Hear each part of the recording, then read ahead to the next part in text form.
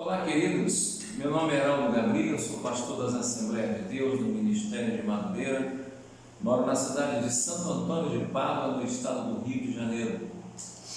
Graças a Deus, queridos, estamos felizes porque o Senhor tem nos dado uma linha de direção no tocante ao nosso canal no YouTube, aos confins da terra. E nós começamos há poucos dias, a comentar alguma coisa acerca do livro de Apocalipse. E nós começamos no capítulo 1, já estamos no capítulo de número 3, falamos semana passada, sexta-feira, acerca da igreja de Sardes, na segunda parte, terminamos na sexta-feira. E hoje nós queremos começar falando sobre a sexta carta à sexta igreja, que é justamente a igreja de Filadélfia. Eu ia, queridos, comentar sobre essa igreja como se ela fosse a sétima carta, mas eu não quero fugir à cronologia, ao que foi escrito no Apocalipse. Então nós vamos comentar sobre essa igreja ainda como sexta igreja. E por que eu estou falando isso? Porque a carta à igreja de Filadélfia e a carta à igreja de Laodiceia, que são a sexta e a sétima carta, são justamente duas igrejas que representam a igreja de Jesus a partir do ano de 1750 até a nossa presente era. Talvez as pessoas não entendam, talvez as pessoas não aceitem, mas o propósito dessas cartas foi justamente fazer com que as igrejas se lembrem do verdadeiro propósito da igreja de Jesus na terra. E cada igreja na terra, que está mencionada aqui na Ásia Menor, as 7 igrejas, cada igreja dessa representa um período da igreja de Jesus na terra. Nós falamos sexta-feira sobre a igreja de Sardes e explicamos que essa igreja representa aquele período do ano de 1517 a 1750. A igreja de Jesus que esteve na terra naquela época, ela foi representada na carta ao anjo, à igreja de Sardes. E agora, queridos, nós temos do ano 1750 até hoje, segunda-feira, hoje é dia 27 de abril de 2020, do ano 1750 até hoje, 27 de abril de 2020, essa igreja, Filadélfia, junto com Laodiceia, representam essa era. As duas são contemporâneas nos seus significados, porém, uma representa uma igreja viva e outra uma igreja morna, uma igreja quente e uma igreja fria, uma igreja avivada e uma igreja sem avivamento. Então nós vamos falar um pouquinho hoje sobre a igreja de Filadélfia, Continuamos no Apocalipse capítulo 3, a partir do verso de número 7, que nos diz o seguinte: e ao anjo da igreja que está em Filadélfia escreve: isto diz o que é santo, o que é verdadeiro, o que tem a chave de Davi, o que abre e ninguém fecha, e fecha e ninguém abre. Conheço as tuas obras. Eis que diante de ti pus uma porta aberta, e ninguém a pode fechar. Tendo pouca força, guardaste a minha palavra e não negaste o meu nome. Eis que eu farei aos da sinagoga de Satanás, aos que se dizem judeus e não são, mas mentem, eis que eu farei que venham e adorem prostrados a teus pés e saibam que eu te amo. Como guardaste a palavra da minha paciência, também eu te guardarei da hora da tentação, que há de vir sobre o mundo, para tentar os que habitam na terra. Eis que venho sem demora, guarda o que tens, para que ninguém tome a tua coroa. A quem vencer, eu o farei coluna no templo do meu Deus, e dele nunca sairá, e escreverei sobre ele o nome do meu Deus, e o nome da cidade do meu Deus, a nova Jerusalém, que desce do céu, do meu Deus, e também o novo nome. Quem tem ouvidos, ouça o que o Espírito diz às igrejas. Queridos, essa é a parte em que o Senhor Jesus Cristo determina ao velho João que escreva alguma coisa acerca da igreja que estava na cidade de Filadélfia. Lembrando que a cidade de Filadélfia, juntamente com as outras cidades, formando 7 cidades, formavam 7 igrejas numa região da antiga Turquia, hoje a Turquia, a antiga Anatólia. A região era conhecida como Ásia Menor. E essas 7 igrejas, elas estão escritas, elas estão colocadas no cânon da Bíblia, para que nós possamos hoje, ao ler essas cartas, ao ler essas passagens, ao ler as palavras do Senhor a cada igreja, nós possamos analisar o período da igreja de Jesus em determinados momentos na terra. E hoje, queridos, chegamos a um momento em que o Senhor Jesus não faz nenhuma reprimenda, não, em momento nenhum ele fala nada que desagrade a palavra de Deus acerca da igreja em Filadélfia. Por quê?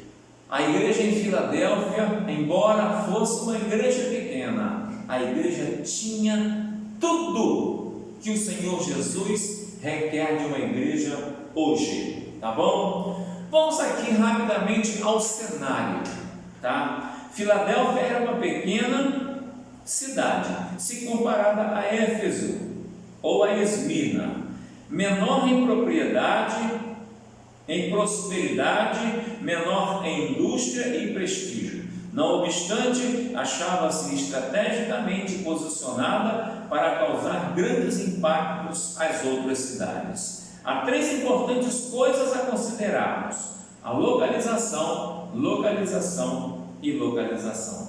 Filadélfia possuía todas as 3 coisas, ela era bem localizada. Por sua localização, era o maior eixo de comunicação, propagando informações a todas as partes do mundo conhecido da época. Pequena em estatura, mas influente, esta era a cidade de Filadélfia. Viajantes passavam por ali, a caminho dos mais variados destinos do mundo conhecido da época. Era conhecida como o Portão do Leste, perfeitamente situada, tocava a vida de milhares de pessoas. Em meio a esta pequena cidade, situava-se os reinos da Lídia, da Mísia e da Frígia. Consequentemente, Filadélfia estava na confluência das maiores estradas. Os exércitos de César marchavam por Filadélfia de regresso a Roma. Mercadores também passavam por ela, transportando grandes riquezas. Localizada a 25 milhas a sudoeste de Sardes, Filadélfia fora construída sobre uma elevada montanha. Era uma fortaleza natural, no entanto, achava-se vulnerável aos vulcões e terremotos. Para os irmãos terem uma ideia, no ano 17 a.C., um terremoto devastou a cidade completamente, causando a perda de muitas vidas e bens materiais. No ano seguinte, continuaram os tremores, levando milhares de seus moradores a abandonarem a cidade. E agora nós vemos o remetente da carta, Jesus. Olha o que ele fala no capítulo 3, no verso 7 de Apocalipse. Ao anjo da igreja que está em Filadélfia, escreve: isto diz o que é santo, o que é verdadeiro, o que tem a chave de Davi, o que abre e ninguém fecha, e fecha, ninguém abre. É interessante que com essa descrição, Jesus faz único, tá? Somente para esta igreja ele se apresenta dessa forma, diferente da encontrada nos primeiros capítulos de Apocalipse. Até então, a sua visão fora predominantemente de julgamento, mas ao dirigir-se à igreja de Filadélfia, a coisa muda. Não tem reclamação, não tem crítica, apenas elogios. Por quê? Filadélfia era a igreja perfeita aos olhos do Senhor. Era pequena, mas era uma igreja que fazia a vontade de Deus. Eis porque apresenta uma descrição tão encorajada de si mesmo. Ele se abre para a igreja. E hoje não é diferente, queridos. Quando a igreja está no propósito de Deus, o Senhor se abre para a igreja, o Senhor se apresenta à igreja, o Senhor se desnuda, Ele se expõe à igreja. Por quê? Porque Ele vê confiança na igreja, Ele vê que a igreja está fazendo o seu papel na terra. Ao passo que nós vamos na semana que vem, ou no final dessa semana, falar acerca da última carta, aquela Odisseia, e nós vamos ver o contraste. Nós vamos conversar muito hoje, quarta e sexta, e talvez até segunda, sobre essas duas igrejas, porque elas são opostas em tudo que concerne a obra de Deus na terra. Jesus se relaciona com ela se dizendo o verdadeiro. Ele fala o que é verdadeiro. E o que significa ser verdadeiro? Essa descrição de Cristo enfatiza não apenas a sua veracidade, mas essencialmente o seu caráter verdadeiro. Jesus é autêntico. Jesus é o nosso Deus, é verdadeiro, autêntico. Jesus não é imitação, não há imitação. Deus é real, fiel à sua palavra. Ele é confiável, pois genuína é a sua deidade. Não é ídolo, mas Ele é o Todo-Poderoso dos céus e da terra. Ele se apresenta como soberano. Por quê? Porque Jesus é soberano, declara ser aquele que tem a chave de Davi. O que abre ninguém fecha, fecha ninguém abre. Ele possui a chave que abre e fecha a porta que nos leva às bênçãos de Deus. A Escritura refere-se a Isaías 22. O rei Ezequias reinava sobre a casa de Davi e era servido por Eliaquim. Era este o guardião dos tesouros do rei. Apenas ele possuía as chaves para abrir o tesouro real. As chaves estavam sobre seus ombros. Ele controlava o acesso ao cofre do rei. Apenas Eliaquim podia abrir a porta que dava acesso às riquezas de Ezequias. Mas quando a fechava, ninguém podia abri-la. É interessante essa alusão que o Senhor Jesus fala quando ele diz que ele tem a chave de Davi, justamente fazendo alusão ao palácio aonde o rei ele tinha a chave do tesouro e somente ele podia abrir. E quando ele abria, ele tinha acesso, e quando ele fechava, ninguém podia abrir, porque só ele tinha a chave. E o Senhor é aquele que tem a chave. Tem a chave da nossa vitória, tem a chave do nosso sucesso, tem a chave da nossa saúde, tem a chave da nossa salvação. O Senhor tem o controle de tudo. E nós podemos acreditar que Ele é Deus para fazer a obra em nossas vidas.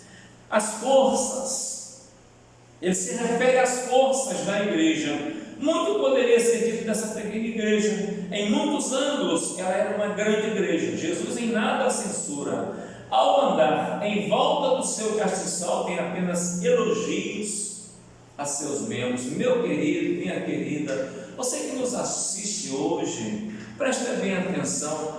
Como é bom ser elogiado.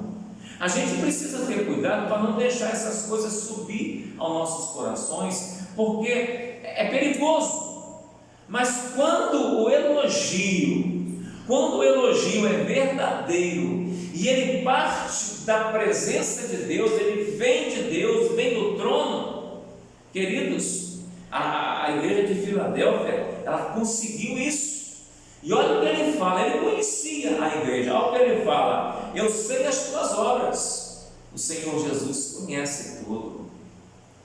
Eis que diante de ti pus uma porta aberta. Meu Deus, o Senhor abriu a porta à igreja de Filadélfia, como Ele abriu a porta nas igrejas que existem hoje na terra. Mas muitas portas estão se fechando e têm se fechado. Por quê? Porque a palavra de Deus, ela está andando escassa em determinadas igrejas. Ele bota o seguinte: pus uma porta que ninguém pode fechar. E ainda fala mais: tendo pouca força, guardaste a minha palavra. Que tipo de pouca força essa igreja podia ter?